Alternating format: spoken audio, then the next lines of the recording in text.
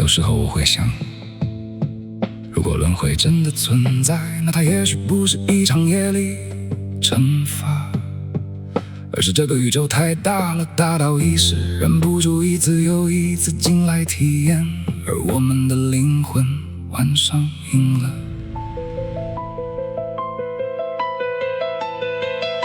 我哥离开后那49天，我第一次真正接近经文，7次发誓7次跪拜，那时候我太天真，一直以为这是一场等价交换，以为诚心多一点就能帮他多累积一些福报，好让他去另一个世界时能换到一份保障。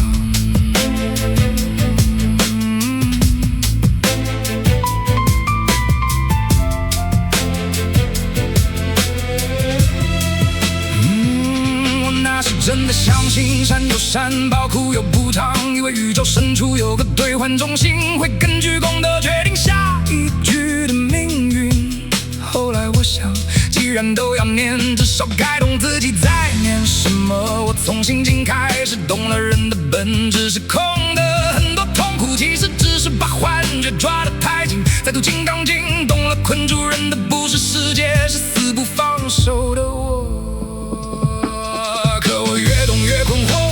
最后都要放下，都要离开，那灵魂为什么还要一次次回来？直到我翻开西藏度亡经，我才突然明白，也许轮回只是一时，还想再体验一次人生。因为爱很迷人，失去很痛，眼泪很烫，重逢很喜悦。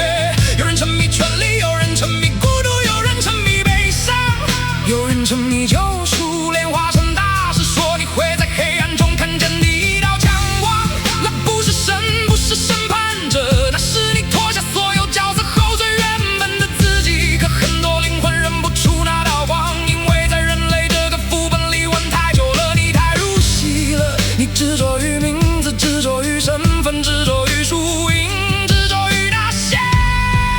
其实留不住的东西，那就用力去爱，但别想占有，深刻去活，也学会放手。光不是死后才出现的光，而是你终于清醒时从心底亮起来的东西。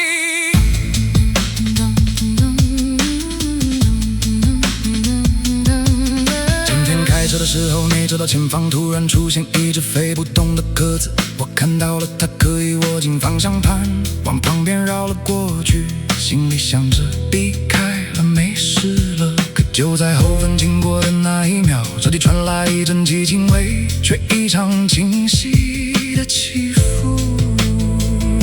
那瞬间巨大的闷痛直接刺进胸口，我手心都是汗，握着方向盘，看着仪表板映出的自己，忽然明白这些年少像白佛所善行，有时候像是在存一种虚拟点数，以为可以交换平安，交换不失去。可那一秒我懂了，世上没有兑换处，没有谁会因为你比较善良就保证你不会痛。你发了善心，你可以想必意外还是会随即发生。那个想靠功的换取免受痛苦的人，在那秒钟里安静的消失了。我放下了痛，继续往前开。度忘经历那些投影幻想是一面镜子，照见你还没放下的恨，照见你还玩不腻的爱，那是你意识深处最真实的关系。有人一眼认出光，安静的走过去，因为他终于想起自己从来不是那些角色。有人就再次被情绪吸住，被遗憾吸住，被不甘心吸住。他明明痛过无数次，却还是想再回来看看，因为夕阳很好看，拥抱很温暖，爱一个人真的很好玩。真正信的人眼里不再有高低贵贱，人类若无知无星辰都只是不同形式的体验，你活成什么样就会被什么吸引，你越害怕失去就越容易忘记自己，但没关系，这不是诅咒，这只是一时太深爱存在本身，哪怕粉身碎骨你还是